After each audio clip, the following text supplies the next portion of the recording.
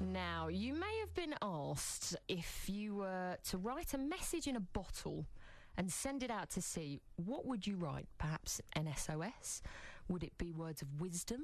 Perhaps maybe it might even be your famous recipe.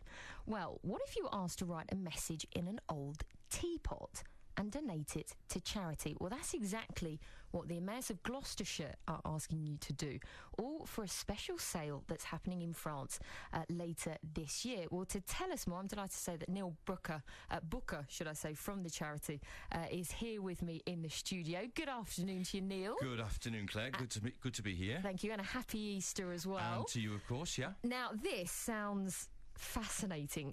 Tell us more, because the way I'm putting it, it's just donating a teapot. But tell us exactly what it is that you're doing. Sure. Well, we've been sending all sorts of stuff, bits of furniture, collectibles, all sorts of bits and pieces to this French sale which takes place every year in Paris for several years now. And we've noticed that teapots, for some reason, sell really, really well. I don't know why, but the French seem to really think that English teapots are the bee's knees. If you can call a teapot the bee's knees. I'm not sure. The bee's teas, perhaps. The bee's teas would be much better, yeah.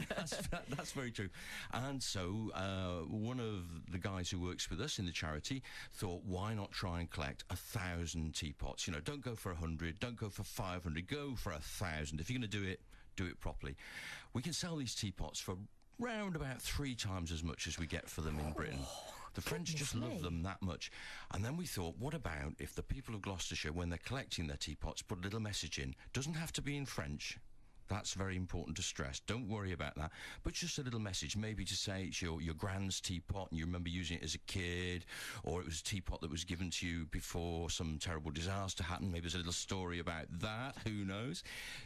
Anything, really. It really doesn't matter. As you said, a recipe, that'd be great as well. Although maybe sending recipes to France is a bit dodgy. Yeah, I don't think we could teach them much about kind of patient. No. It's a bit risky, that one, but you get the idea. And the idea is just to make these teapots a little bit more fun and give the people of Gloucestershire that chance to actually make a real connection with this sale.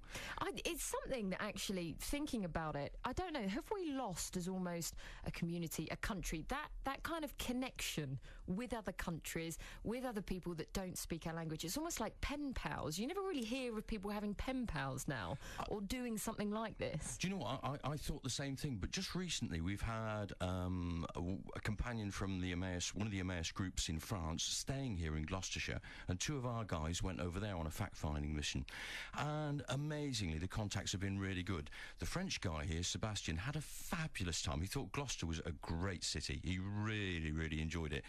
He went to the rugby, which was fantastic. Did they win? I'm not sure about that. I can't remember. I'm in a bit of a daze about that one, but I hope they win today, by the way. Yeah, so do I. Very important. But anyway, yeah, he had a fabulous time, met all sorts of people, and in fact he enjoyed it so much he's put in an application to come and work with our charity here later on in the year. Excellent. Which is stuff. Saying something about Gloucestershire, isn't it? Definitely. That's a great thing. So again, for those that maybe might not be as familiar with others as to what the Emmaus actually does, just explain. Yeah, basically Emmaus Gloucestershire, what we do, we collect all sorts of things, furniture, household items, clothes, books, whatever, and we sell those things through our 3 shops, one in Nailsworth, one in Cheltenham, one in Gloucester on Chequers Road.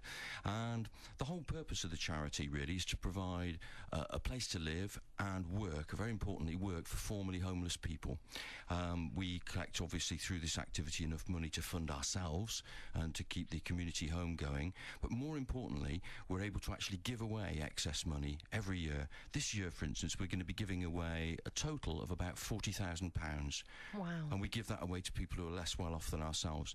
So what you've got formerly homeless people working their socks off and then giving away the excess. I think that's pretty far out. Absolutely. And have you seen kind of an increase in the use for the charity over the past couple of years? Oh yeah, it's growing all the time. I think people realise that throwing stuff down to the tip is just not a good thing to do. Maybe there's a second use for something, like that old teapot, for instance. But, you know, a second use, it can be reused. That's a very green thing to do. Really important thing. Helps the planet. Helps people work who were formerly on the streets. It helps people who are less fortunate than they are. It's just great all round. It's a really good thing. It's brilliant work that you're doing. We will speak in just a moment about the furniture collections that you do, because you do actually do collections for, we sure do. For second-hand furniture, which we'll look at, because that, to me, is something I'm dreadful for doing, but I'm always on the look for one. I really am. So we'll just hear from Leona Lewis now. But stay with us, Neil. We'll chat in just a bit.